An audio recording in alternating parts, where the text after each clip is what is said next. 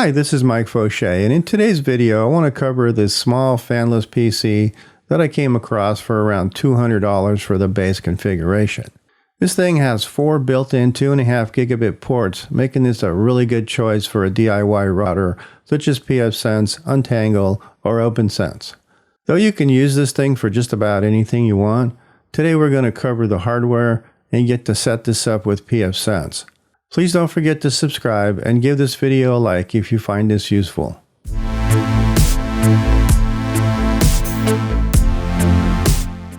What first attracted me to this thing was the price, as well as being equipped with 4 2.5 gigabit ports for around $200 for the base price.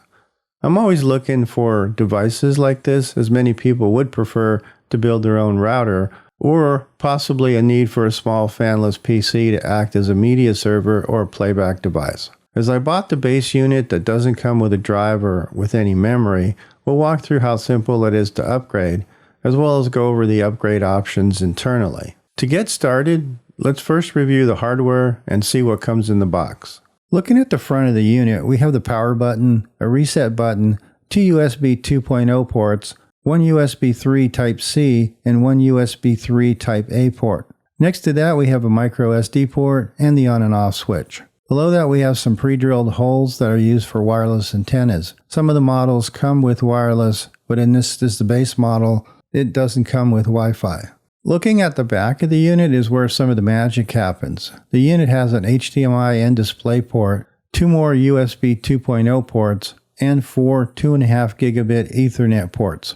On the end you have the 12-volt external power input. Let's remove the 4 screws on the back and see what's inside. The overall construction and design is actually pretty impressive.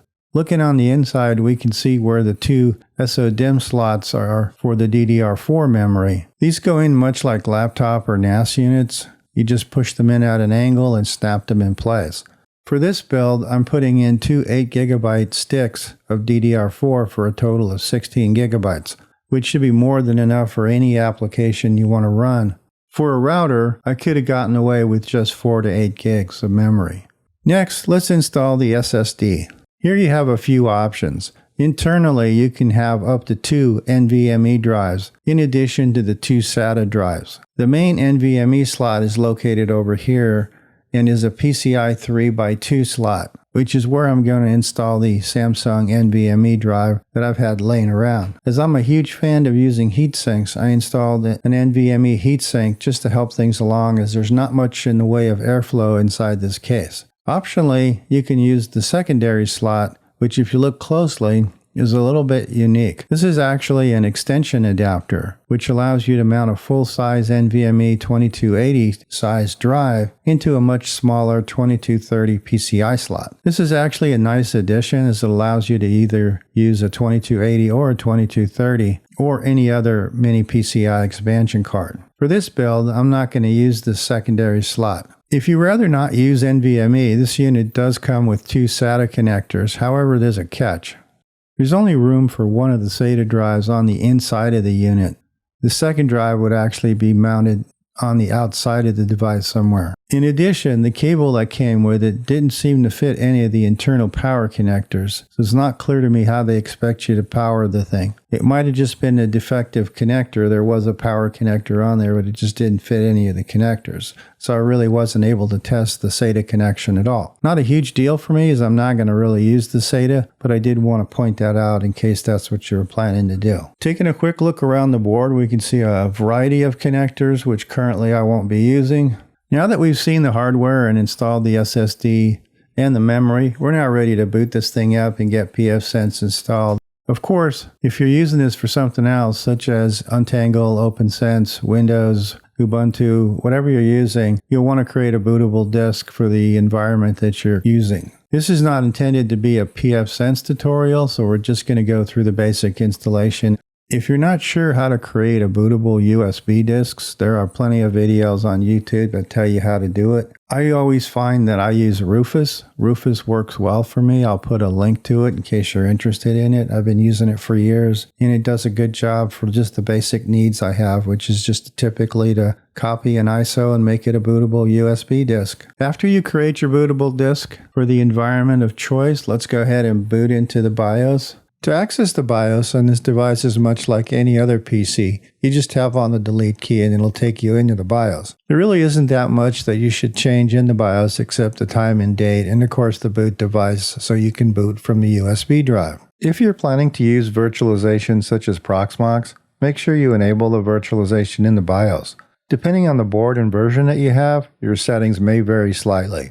Before we do that and boot up into the installation of pfSense, I want to point out something that I feel is important with many of these mini PCs, and that's the auto start settings. Some of these mini PCs allow you to change the behavior of this feature in the BIOS so that if the power drops, you can decide how the device should behave, such as auto starting on any power on. On this model, it's not user definable, however it does work as you would want it to in a router application. If the power is lost without a proper shutdown, it will reboot automatically when power is restored. But if you shut it down deliberately, it will not boot automatically when the power is restored. This is important because if you're using a UPS to safely shut down your device when the power is lost, know that this device will not auto start once you regain power if it was shut down properly. So let's set it to boot to the USB drive and jump into the pfSense install.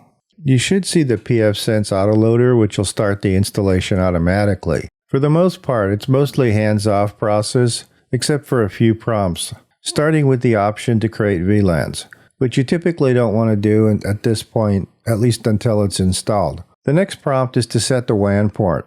I used IGC0 for mine, but you can use whichever one you prefer. Next is the LAN port, which I selected ICG1 for my main LAN. You'll get a summary of what you selected and type Y to continue. When it's finished, you'll get the welcome and summary screen.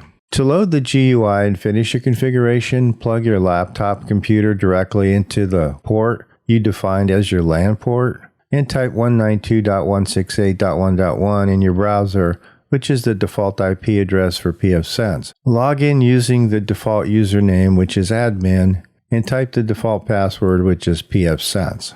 Click the next couple of screens and that'll take you to the general information screen. Fill in what you want to call your device and the domain name.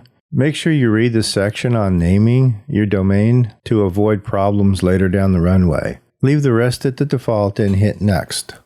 In the next section is where you set your time zone, and on the next screen is where you'll set your WAN settings, such as whether or not it's a DHCP or a static. If you're using a typical cable modem from your provider, most of the time you'll just leave it on DHCP. It'll pick up an IP address. If your provider gave you a static IP address, then you can type the information that they gave you.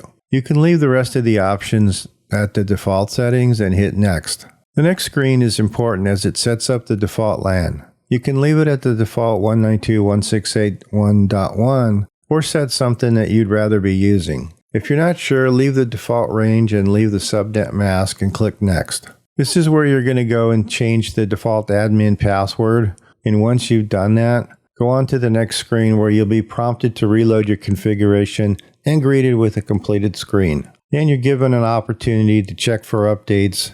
On the next top tab, you can change your update settings and hit save, and you're pretty much ready to go. As I mentioned earlier, this is not a video on pfSense, as there are many excellent videos on YouTube on how to configure pfSense for your particular application. But rather the focus here was on this low-cost fanless mini PC that makes a fantastic foundation for a router or any other platform such as Promox that you may want to run. The fact that it has 4 2.5 gigabit ports is a real bonus when it comes to using it as a router, as you can later on assign these other ports to isolated networks for enhanced security. Or if you're using something such as Promox, it allows you to assign these ports to other applications that you're running. I'm really impressed with this little mini PC, and I've used it for several applications already. Recently, I've set it up as Promox server, and I'm running Windows machine and a couple of Linux machines, and it hasn't missed a beat. It keeps up with what I needed it to do, and it has enough power for all the basic tasks.